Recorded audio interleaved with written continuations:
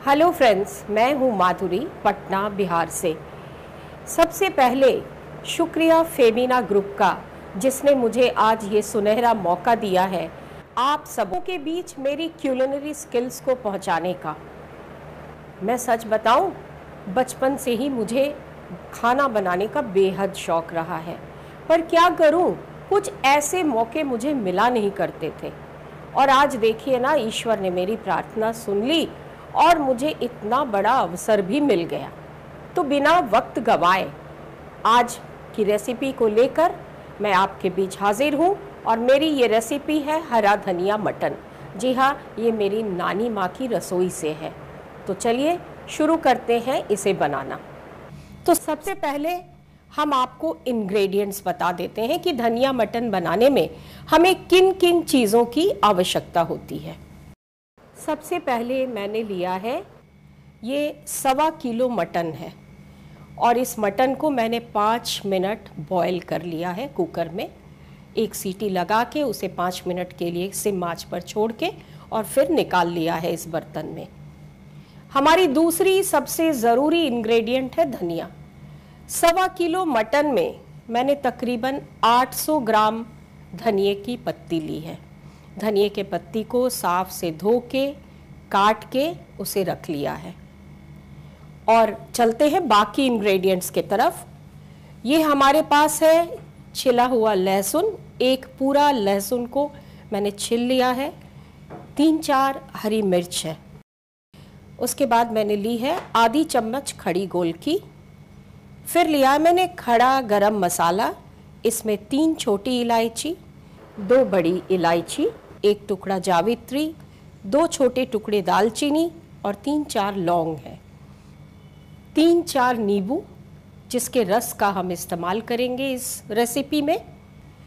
और ये है कटा हुआ अदरक और हरी मिर्च, इसे भी मैं यूज़ करूँगी अभी इस डिश में।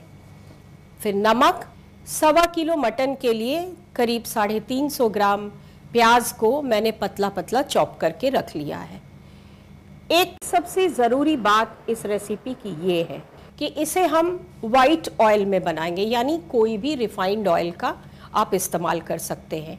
इसमें घी या बटर किसी और चीज़ का प्रयोग ना करें, क्योंकि अगर हम शुद्ध घी का इस्तेमाल करेंगे तो धनिया की खुशबू जो है, हरे धनिए की एक खुशबू होती है, वो घी के खुशबू में दब जाएगी।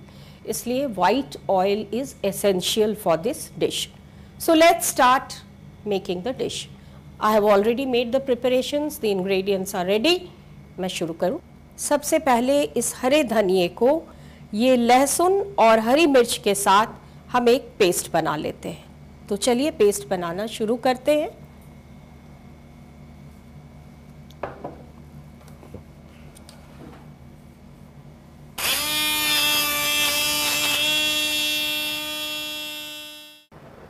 और ये देखिए, हमने धनिया को लहसुन और मिर्च के साथ पेस्ट बना लिया है। हम उबले हुए मटन में इस पीसे हुए धनिए के पेस्ट को मिलाकर 15 मिनट के लिए मैरिनेट करने को रखेंगे। चलिए हम इसे हमारे मटन में मिला देते हैं।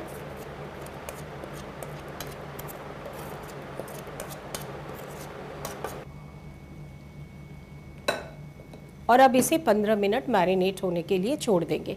तब तक हम बाकी की तैयारी कर लेते हैं। और अब ये देखिए, हमने एक वोक चढ़ा दिया है हमारे इस इंडक्शन चूल्हे पर। और सबसे पहले हम इसमें डालेंगे 100 ग्राम रिफाइंड ऑयल।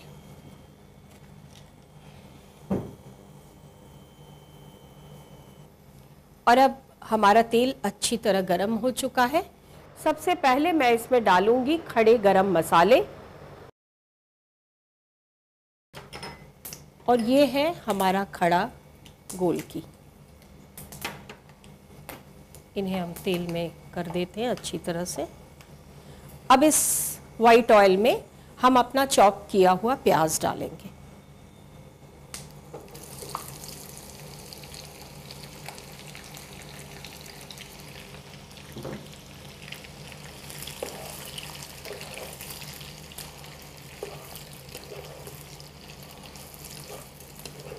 ये प्याज को हम अच्छी तरह से गुलाबी होने तक फ्राई करेंगे। इसे पूरी तरह से लाल नहीं करना है। हल्की पिंकिश कलर आने के बाद ही हम इसमें डालेंगे अपना चॉप किया हुआ अदरक और हरी मिर्च।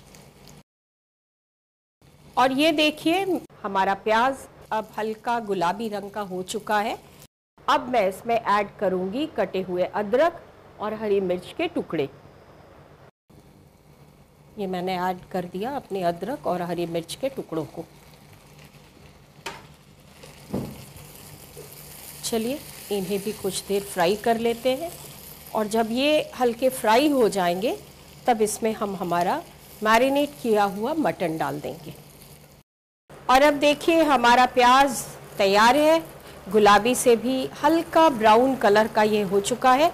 वक्त हो गया है हमारा मैरिनेटेड मटन इसमें डालने का। तो चलिए हम इसमें अपना मटन ऐड करते हैं।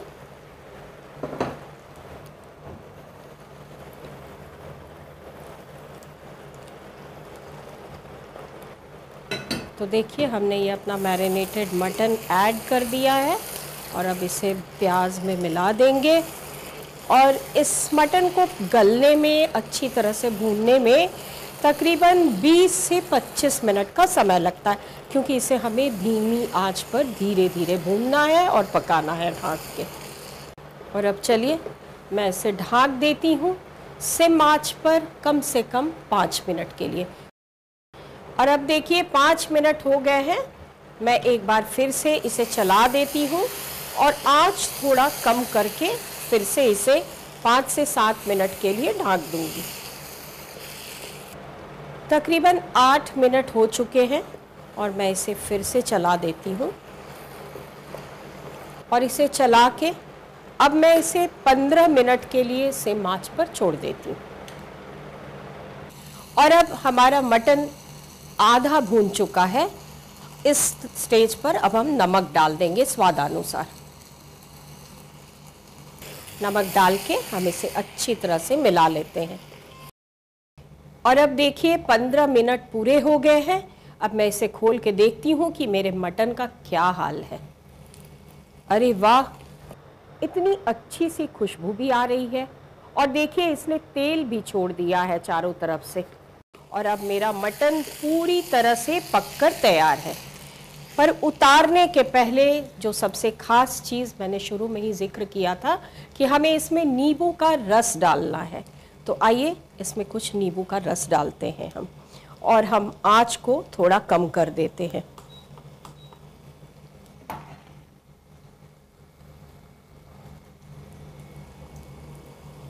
और ये देखिए छोटे छोटे 2 नींबू के रस हम इसमें निचोड़ देंगे अच्छी तरह से, क्योंकि नींबू से धनिया की जो खुशबू है ना वो और निखर के आती है, इसीलिए इस टेक्निक का यूज़ किया गया है। और अब इसे अच्छी तरह मिला देंगे। और अब ख़त्म करने से पहले एक बात आपको और बताना चाहूँगी कि आप कैसे समझेंगे कि आपकी मटन पूरी तरह पक गई है। ये जो धनिए का रंग है ना, ये भूनते भूनते थोड़ा गहरा हो जाता है, और इसमें से धनिए की खुशबू आने लगती है और तेल चारों ओर छोड़ देता है। तो आप समझ लीजिएगा कि आपका मटन पक करके तैयार है। तो लीजिए भाई, धनिया मटन तैयार है। और अब हम इसके प्लेटिंग की तैयारी करते हैं। और अब इस पे मैं डालूंगी थोड़ी सी फेंटी हुई क्रीम, हल्की सी, और अब डालेंगे लेमन राइंड्स। ये रहा हमारा धनिया मटन तैयार है। ये स्वादिष्ट डिश आप भी इसे बनाइए, घर वालों को खिलाइए और हमें बताइए कि आपको कैसी लगी। आपके कमेंट्स का हमें इंतज़ार रहेगा। नमस्कार दोस्तों, मैं हूँ माधुरी, पटना बिहार से। फेबीना ग्रुप के इस कुकिंग कॉन्टेस्ट में मैं हाजिर हूँ एक मीठा डिश लेकर। बहुत ही लजीज बनती है ये, और ये है पपीते की खीर, जो बनता है कच्चा पपीता और दूध से। तो आइए देखते हैं कैसे बनाते हैं इसे। सबसे पहले मैंने लिया है 2 kilo full cream milk. 2 kilo दूध के लिए हमने लिया है 400 ग्राम कच्चा पपीता। इसे मैंने ग्रेट करके थोड़ी देर 4 मिनट के लिए हाई पावर पर माइक्रोवेव कर लिया है। आप चाहे तो इसे चूल्हे पर भी थोड़ी पानी डाल करके 5 मिनट तक उबाल ले सकते हैं। और अब चलते हैं दूसरे इंग्रेडिएंट्स की ओर।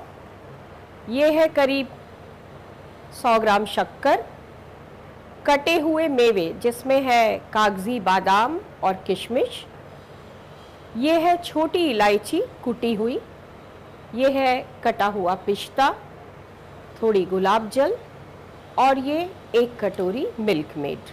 सबसे पहले इस 2 किलो दूध को हम उबालने चढ़ा देते हैं और इसे उबालकर करीब 1 किलो तक हमें कर लेना है।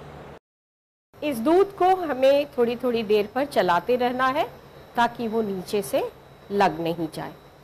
और उसके बाद ये जो पपीता हमने उबाल करके कद्दूकस करके रखा है उसके पानी को निथार लेते हैं। मैंने एक स्ट्रेनर लिया है और इस स्ट्रेनर की मदद से इस पूरे पानी को हम अच्छी तरह से निकाल लेंगे। कुछ इस तरह से दाब कर मैं ये पानी निकाल ले रही हूँ। बस ध्यान ये देना है कि इस दूध को हमें बीच बीच में चलाते जाना है।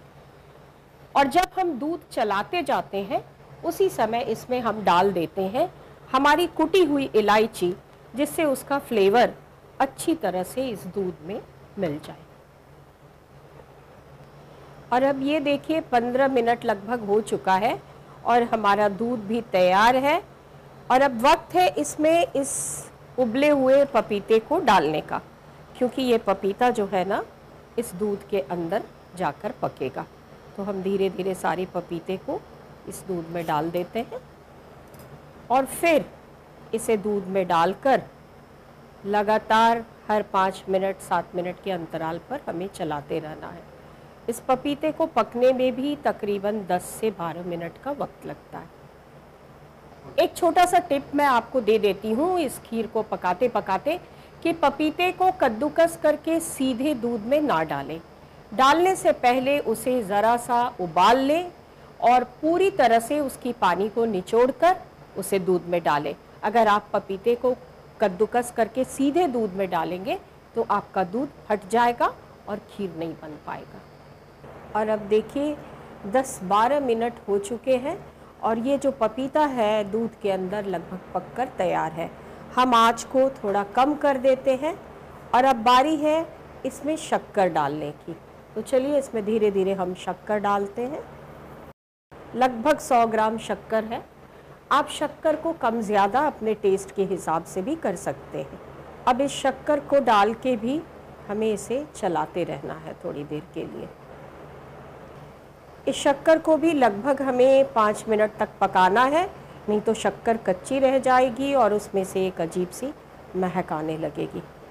शक्कर डालकर हम इसे लगातार चलाते रहेंगे जब तक हमारी ये शक्कर इसमें उबल रही है। मैं आपको ये बता दूं कि ये जो पपीता है हमारे सेहत के लिए बहुत ही लाभदायक है, क्योंकि खाने में स्वाद के साथ साथ सेहत का होना भी बहुत ज़रूरी है। और पपीता किसी भी रूप में कच्चा या पक्का आप जैसे चाहे उसका सेवन करें, वो आपके पेट के लिए बहुत ही फ़ायदेमंद है। देखिए ये शक्कर लगभग पक चुका है। हम आँच को कम कर देते हैं और अब वक्त है इसमें हमारा मिल्क मेड मिलाने का। चलिए इसमें मिल्क मेड मिलाते हैं। ये मिल्क मेड ऑप्शनल है, आप चाहे तो इसे मिला सकते हैं और अगर आपके पास मिल्क मेड नहीं है तो कोई बात नहीं, आप इसे छोड़ भी सकते हैं। पर मिल्क मेड मिलाने से इसमें एक बहुत बढ़िया क्रीमी टेस्ट आता है। अब मिल्क मेड डाल के इसे 2 से 3 मिनट तक हम फिर से पकाएंगे। इसी बीच हम डाल देते हैं इसमें हमारा कटा हुआ आलमंड्स यानी कागजी बादाम और थोड़ी सी किशमिश। बस इसे 2 से 3 मिनट और हम पकाएंगे। उतारने से पहले यानी सर्विंग डिश में डालने से पहले इसमें हम डालेंगे थोड़ा सा गुलाब जल। ये मैंने डाल दिया 2 चम्मच गुलाब जल और अब मेरी खीर पूरी तरह से तैयार है प्लेटिंग के लिए। और ये हमारे पपीते की खीर सर्विंग डिश में तैयार है सर्व होने के लिए।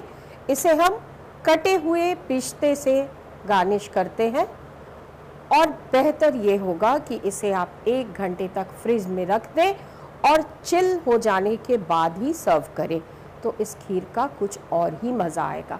वैसे आप चाहे तो गरम गरम भी खा सकते हैं। तो दोस्तों, मुझे उम्मीद है आपको मेरे पपीते की खीर ज़रूर पसंद आई होगी। आप भी इसे बनाइए, लोगों को खिलाइए और इसका मज़ा लीजिए।